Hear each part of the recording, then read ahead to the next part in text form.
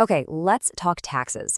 If you're in a committed relationship but you're not married, you probably think you're totally out of luck when it comes to any kind of family tax breaks. But what if I told you there's a little known rule that could actually let you claim your partner as a dependent? It's a thing, and we're going to break down exactly how it works.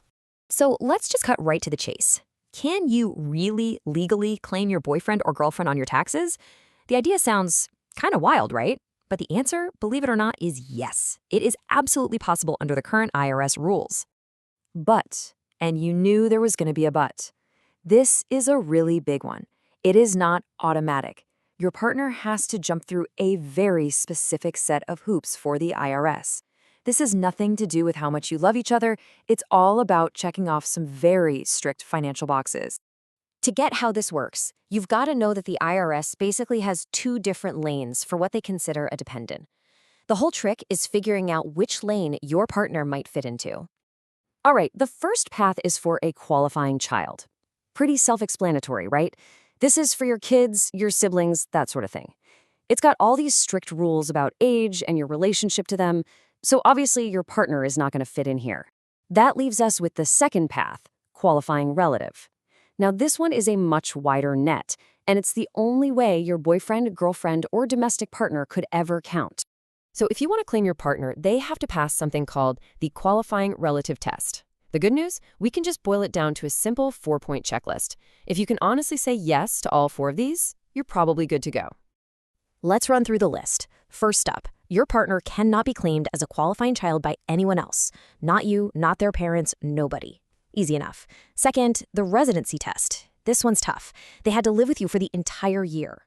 January 1st all the way through December 31st.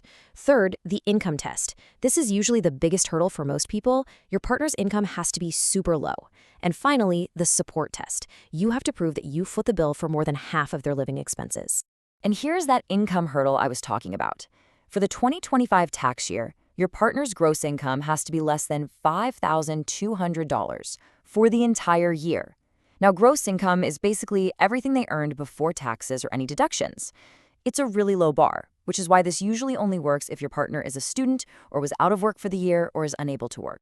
So what does the IRS mean by support? Well, think of it as literally everything it takes to live. We're talking rent, food, utilities, clothes, medical bills, the whole shebang. You basically have to sit down, do the math on what their total living expenses were for the year, and then prove that you paid for more than 50% of that total.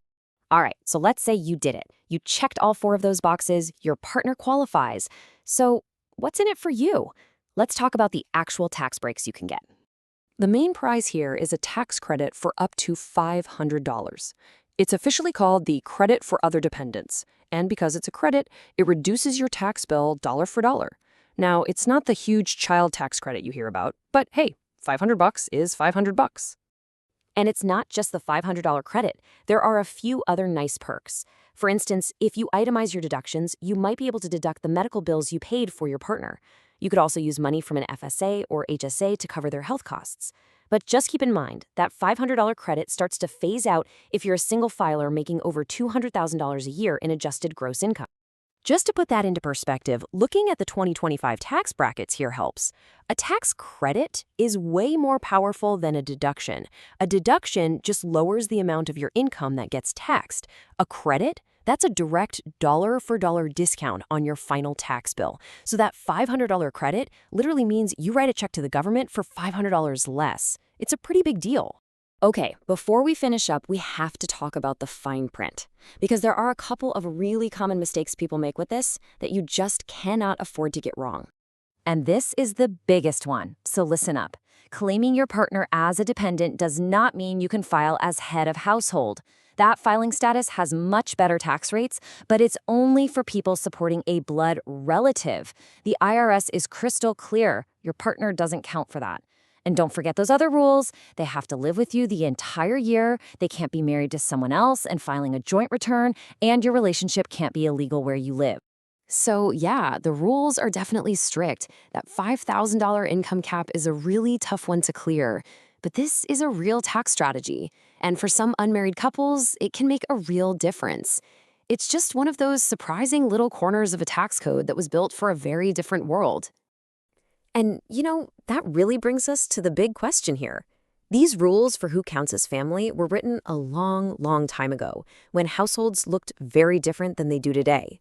So as our idea of partnership and family keeps changing, you have to wonder, shouldn't the tax code's definition of family maybe change along with it? Just some food for thought. Thanks for diving into this with me.